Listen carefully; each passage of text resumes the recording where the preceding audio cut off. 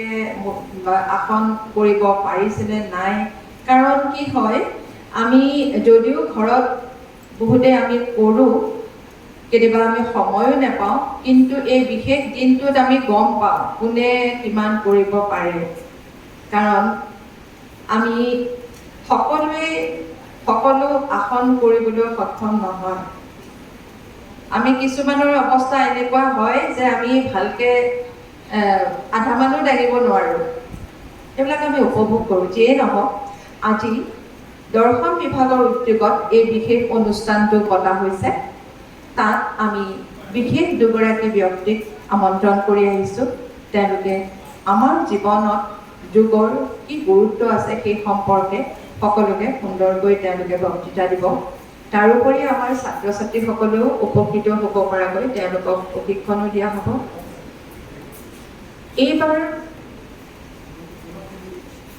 এই যোগ দিৱসৰ মূল মন্ত্ৰ হৈছে ওৱান আৰ্থ ওৱান হেল্থ, এখন পৃথিৱী এটা স্বাস্থ্য।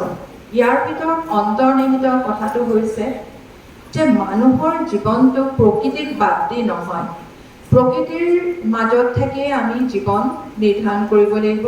আমাৰ জীৱনশৈলী আমি সেইমতে লৈ যাব লাগিব। কিন্তু যান্ত্ৰিকতাৰ যুগত পৰি বিভিন্ন ক্ষেত্ৰত আমি কি হয়, নিজৰ শৰীৰটো বা নিজৰ স্বাস্থ্যৰ কাৰণে আমি মন দিব নোৱাৰোঁ। কিন্তু এটা কথা ঠিক যে অসমীয়াতে এষাৰ কথা আছে, দেহা থাকিলেহে বেহা। অৰ্থাৎ আমাৰ যদি শৰীৰটো, আমাৰ স্বাস্থ্যটো যদি ভালে নাথাকে, আমি আন একো কামেই কৰিব নোৱাৰোঁ। সেইকাৰণে আমি নিজকো ঠিকে ৰাখোঁ আৰু আমাৰ স্বাস্থ্যও ঠিকে ৰাখোঁ।